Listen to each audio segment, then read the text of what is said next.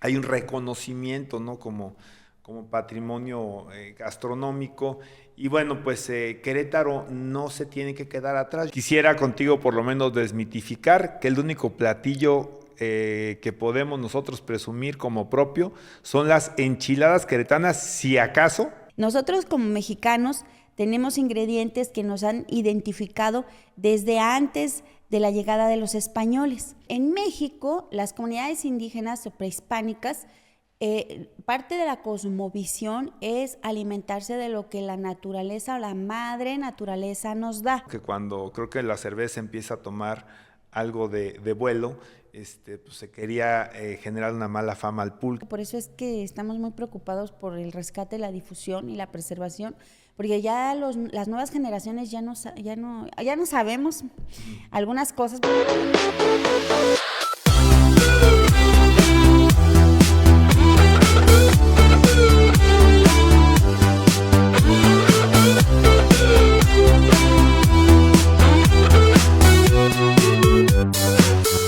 Hola, ¿cómo están? Bienvenidos a Querétaro Somos Todos. Y bueno, hay algo que seguramente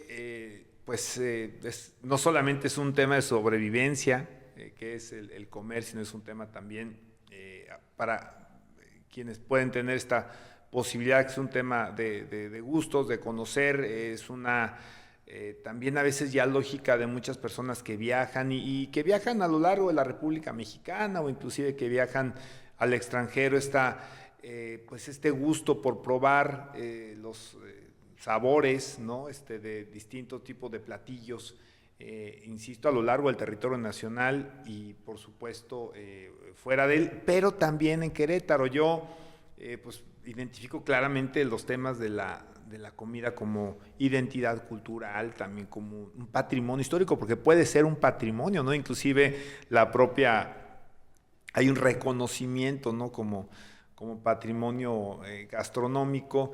Y bueno, pues Querétaro no se tiene que quedar atrás. Yo luego me cuestiono un poquito, Eli Espino, me da mucho gusto tenerte con nosotros. Gracias. Licenciada en Ciencias de la Comunicación, licenciada en Derecho, que me consta porque lo hemos platicado sobre temas estrictamente jurídicos, pero cocinera por herencia, por tradición. Así es.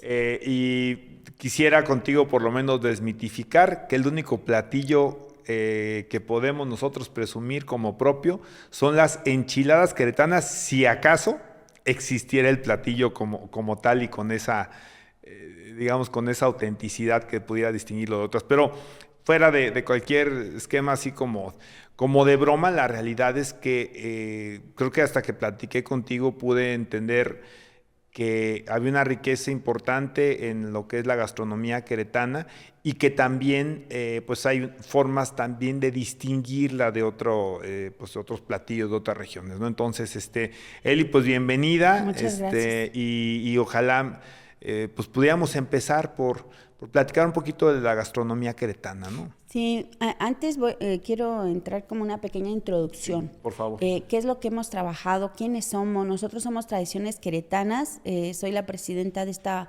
organización. Llevamos muchísimos años ya trabajando en el rescate, la preservación y la difusión de todo lo que es la identidad otomí chichimeca, que esa es una parte muy interesante y muy importante conocer, porque la mayoría de las personas no conocemos cuál es nuestra identidad. De por sí, diputado, ya somos muy poquitos los queretanos. Y los poquitos queretanos que vivimos en lo que es el municipio de Querétaro, yo nací en la sierra, soy del semidesierto queretano. Por eso es que desde hace muchísimos años la preocupación del rescate, la preservación y la difusión. Pero decía yo, los que ya viven aquí citadinos, por decirlo de alguna forma, porque sí son dos grandes mundos completamente diferentes, lo que es la vida de campo, lo que es la vida de las comunidades y los pueblos originarios, y una de sus expresiones más maravillosas y la que nos preserva y nos conserva como seres humanos es precisamente la alimentación. Y parte de esa gran cosmovisión de las culturas tradicionales, como es en este caso, repito, la de Querétaro, otomí chichimeca, porque luego no conocemos de dónde venimos, cuál es nuestra identidad, y nuestra identidad es esa. otomí, chichimeca. Y hay varias diferencias entre los otomís que habitan en Amealco a los que estamos en el lado del semidesierto. Pero bueno, regresando al tema de la comida, decíamos que es una de las manifestaciones culturales y de sobrevivencia del ser humano más explícitas, más importantes. Nosotros como mexicanos tenemos ingredientes que nos han identificado desde antes de la llegada de los españoles. Es decir, aquí es donde empieza la clasificación muy interesante sobre el tipo de gastronomía tradicional. Tenemos varias gastronomía, pero no toda es de una sola época.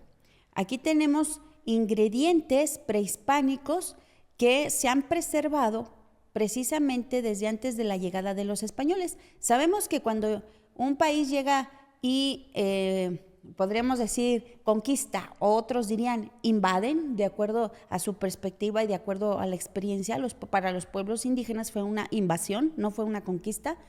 En esta perspectiva, pues empiezan a integrar nuevos elementos a la cultura, tanto de lengua como de vestimenta, como de manifestación humana, ¿verdad?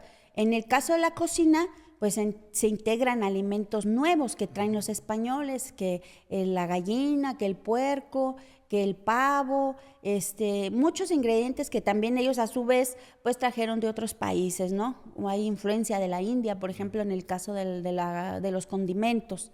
Entonces, en México, las comunidades indígenas o prehispánicas, parte de la cosmovisión es alimentarse de lo que la naturaleza o la madre naturaleza nos da. ¿Y qué es? Pues lo que se siembra, lo que se cosecha. Y fíjate, diputado, perdón, ya te voy a hablar de tú. Claro. Fíjate, diputado, que aquí en Querétaro tenemos una diversidad impresionante en cuestión de ecología, de medio ambiente, porque tenemos semidesierto. Tú vas por la carretera, pasas Peña de Bernal y ahí ya empieza la puerta a lo que es la Sierra de Querétaro. Llegas a Tolimán, te vas derecho, pasas por mi pueblo que es Peñamiller, y ahí ves todo árido, y de repente te sigues derecho y ya vas tocando por allá, se ve el cambio drástico del semidesierto a la zona boscosa, sí, que ya es Pinal de Amoles, ya es de aquel lado. Entonces, ahí hay una gran diferencia de alimentos porque cambia lo que es la parte de la geografía. Entonces, y los climas, ¿no? Sí, claro, allá es mucho más frío, acá es seco, o sea, es caluroso, seco. Ha habido veces que llueve una vez cada 5 años, cada 6 años, o sea, lluvias torrenciales, verdaderamente torrenciales. La otra vez estaba echándome un clavadito ahí en el tema de los ecosistemas y es por los cerros, por los vientos, bueno, es una serie de física territorial, que eso es lo que hace que se vuelva semidesierto. Pero eso es lo maravilloso de nuestro estado, que tenemos diversidad. También del lado de acá de Amealco, pues es llano, ¿verdad? Allá no son boscosos, ni son tampoco grandes llanuras, sino es un poco más plano, pero también hay una parte más boscosa. Entonces, cambian los alimentos. Del lado de Amealco tenemos, por ejemplo, se consume mucho el guajolote, el mole, hacen el pan de pulque, al igual que en el semidesierto, pero tienen otra manera muy distinta. Depende del tipo de gusto que tengas, ¿verdad? Pero a mí me gusta más el de allá de mi tierra, porque allá le ponen más pulque. Está más es lo que quería decir. Se me hace que es porque traía mayor componente de pulque. Así es. Pero fíjate que la elaboración del pan de pulque también evidentemente, es un alimento que ya trae un sincronismo de las dos culturas, porque la harina la trajeron los españoles. Nuestra base principal, una de nuestros alimentos bases primordial y principal de los mexicanos, hoy y antes, es el maíz. Entonces, pero fíjate, voy a dar ejemplos para que nos vaya quedando un poquito claro. El pan de pulque se empieza a hacer, no es una receta muy antigua, es más o menos contemporánea. ¿Y es queretana, Eli? Es queretana. Correcto. Esa sí es queretana. De hecho, allá en el pueblo donde yo nací, premiaron a una tía que en paz descanse ya falleció, pero ella fue la iniciadora en esa zona a hacer ese pan, ese tipo de pan. Pero se lo enseñaron los otomís de Tolimán. Entonces, cuando llegan los españoles, traen nuevos ingredientes, como decíamos, uno de ellos es el trigo, y entonces empiezan a hacer esa probanza, porque el pulque sí es un ingrediente totalmente prehispánico. Recordemos que era la bebida sagrada, la bebida donde solamente la tomaban la gente de jerarquía alta, ¿verdad? En ceremonias especiales. Hay estudios extraordinarios de la UNAM con respecto al pulque, hay cantidad de libros y la verdad es que es bien interesante, ¿eh? Sí, es súper mítico interesante. también, ¿no? Porque mitos de todo tipo, ¿no? También inclusive de la elaboración del pulque, de lo que lleva la famosa mona y estas cuestiones que se le han, yo no sé, me decían que son mitos de competencia entre bebidas, ¿no? Que cuando creo que la cerveza empieza a tomar algo de vuelo, pues se quería generar una mala fama al pulque y entonces se habla de que la elaboración del pulque implica para la fermentación. Ay, sí, no. Ya sabemos, no, pero para nada. ya sabemos que, ¿no? Sí, no, pero para nada. Mi abuelo era productor de pulque y entonces ahorita todavía en la zona del semidesierto ya se está perdiendo, por eso es que estamos muy preocupados por el rescate, la difusión y la preservación, porque ya las nuevas generaciones ya no sabemos algunas cosas. Por ejemplo, a mí nunca me enseñaron a producir pulque, pero tengo primas o tías que lo siguen haciendo. A mí lo que me enseñó mi abuelita es el manejo de la masa, o sea, eso sí, y todo lo que son los chiles, las salsas, los adobos, pero con tradición serrana y con ingredientes criollos. Entonces, regresan. ¿Cómo cuál es, Eli? Mire, por ejemplo, tenemos el chivo tapeado. Ajá. El chivo tapeado es un chivito que se corta, se pone a cocer en una olla, pero se marina previamente antes de que se meta en una olla de barro. Va marinado toda una noche. Ese adobo que se elabora son chiles secos, tatemados en el comal. Esa palabra de tatemados, vamos a hacer hay una mezcolanza de cuestiones, porque la lengua materna tiene sus propias palabras tradicionales y la lengua mestiza ya son modismos o tendencias modernas. Por ejemplo, tatemado no existe en la comunidad indígena. Eso nace porque... Bueno, en el año 2010 fui gerente de la Cámara Nacional de la Industria de Alimentos en Querétaro, que fue cuando se logra el nombramiento como Patrimonio Inmaterial de la Humanidad por la UNESCO. Y entonces empieza una corriente muy maravillosa sobre la cocina y la gastronomía gourmet, ¿no? Pero en rescate a la cocina mexicana, y dentro de ese expediente obra la cocina otomí, la cocina tradicional. Entonces, bueno, ya empezamos a usar esas palabras más modernas, tatemado. No, nosotros le decimos tostado en el comal, ¿verdad? O sea, tradicionalmente. Entonces, bueno, ya en el argot gastronómico de altura se le dice tatemar. Ok, lo tostamos en un comal, de preferencia que sea un comal de barro, un comal que va curado, se le llama así porque lleva cal y se pone a las brasas de la leña. Y créame, diputado, que es una sensación maravillosa, de verdad, estar cerca de un fogón, ver a una cocinera tradicional y probar esa cocina tradicional. Máxime porque tenemos platillos ceremoniales, máxime porque hay un significado dentro de esa elaboración. Pero bueno, regresamos al tema, esta clasificación de la gastronomía. Decíamos que evidentemente hoy en día podemos conocer un platillo que está elaborado con ingredientes prehispánicos, pero eso no es una cocina auténticamente otomí. En años pasados aquí hubo un boom de una persona que decía que ofrecía y hacía y elaboraba y enseñaba, una escuela de gastronomía que enseñaba en la cocina tradicional. No, esa cocina que se estaba manejando no es la auténticamente otomí, la prehispánica, porque como decíamos, se clasifica de acuerdo a las etapas. Tenemos la cocina conventual, que esa cocina conventual es después de la llegada de los españoles y es la que elaboraban las monjas en los conventos. Por ejemplo, en Puebla, que elaboraron ahí crearon el chile en nogada, ¿no? Ahí su historia no sabemos si es real o no, pero que ya andaban buscando a ver qué hacer y a la Siempre es mera bueno hora... ponerle una historia a las cosas, ¿no? Que la haga más atractivo, sea cierta o no sea O cierta, ¿no? El chiste es que quedó muy rico el chile en nogada, pero la receta que conocemos como chile en nogada en los restaurantes, porque yo tengo las dos historias o las dos perspectivas.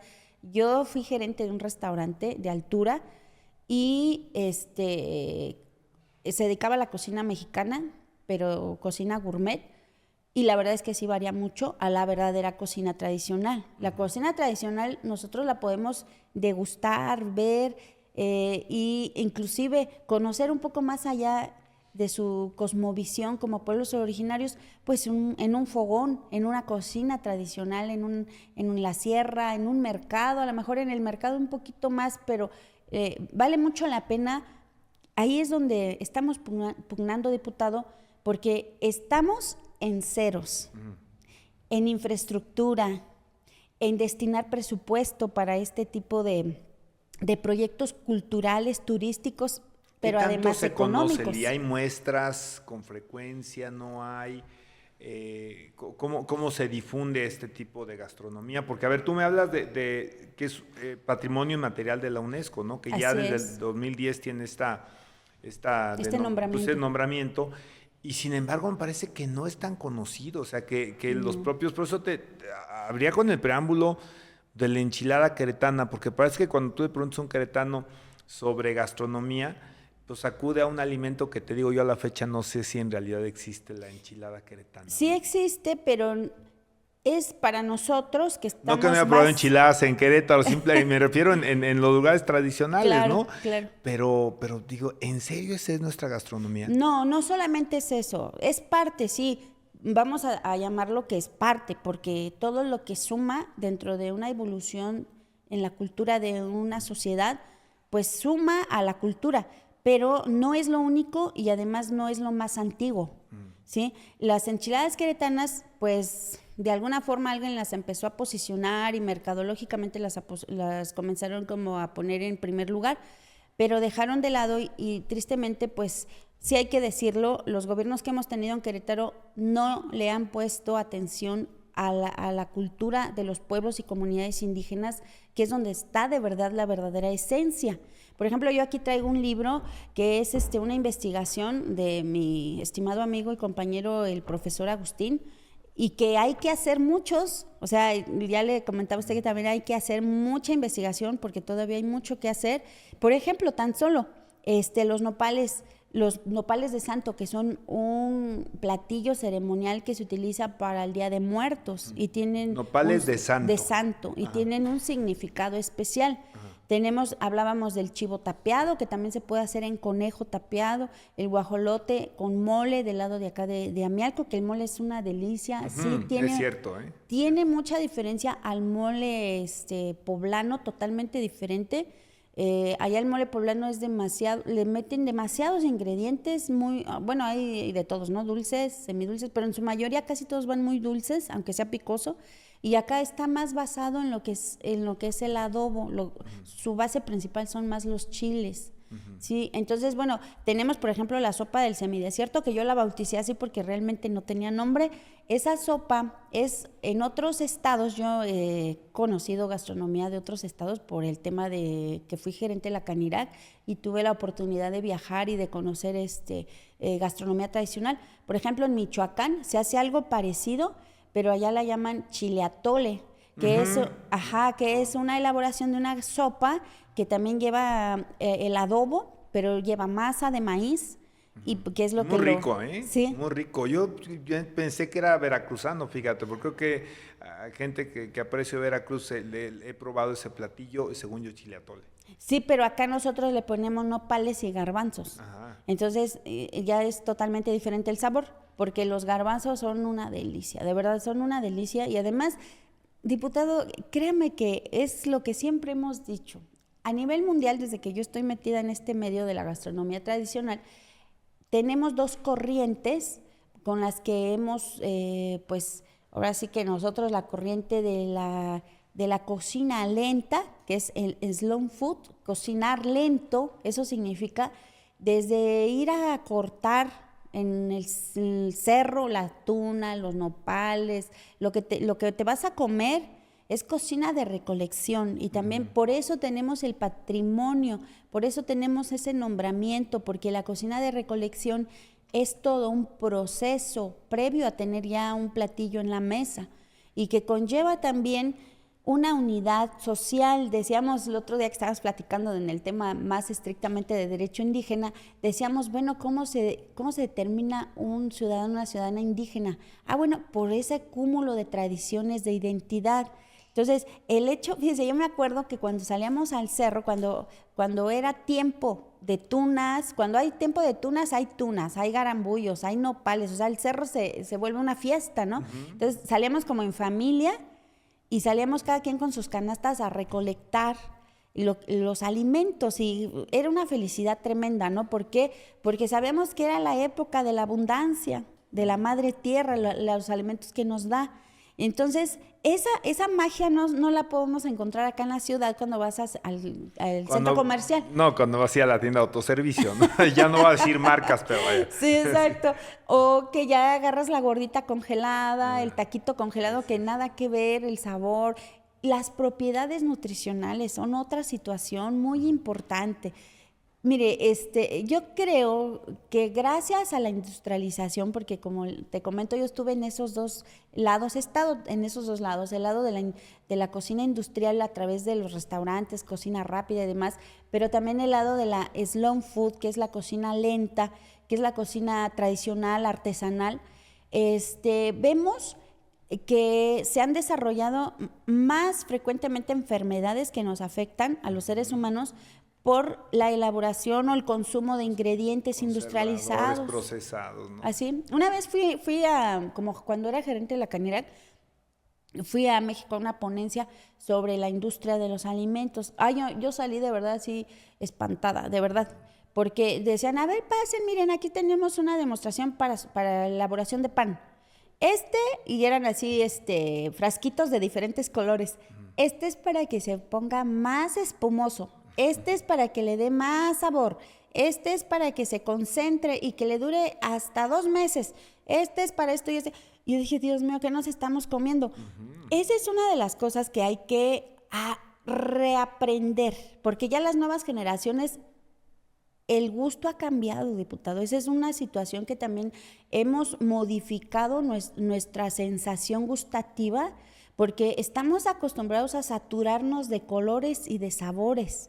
Entonces, usted pruebe un pan que se compra en un centro comercial, que se elabora ahí, y vamos a probar un pan de pulque, y vamos a ver las diferencias entre la cuestión degustativa. La gente hoy en día busca lo más suave, lo más dulce, pero al final queda un sabor como a medicina. Bueno, nosotros que tenemos así el gusto más desarrollado. ¿No? Claro. Así es. Más natural, ¿no? Ajá, el industrializado queda un sabor como a medicamento, que es precisamente la secuela de todos los ingredientes pues industriales, químicos.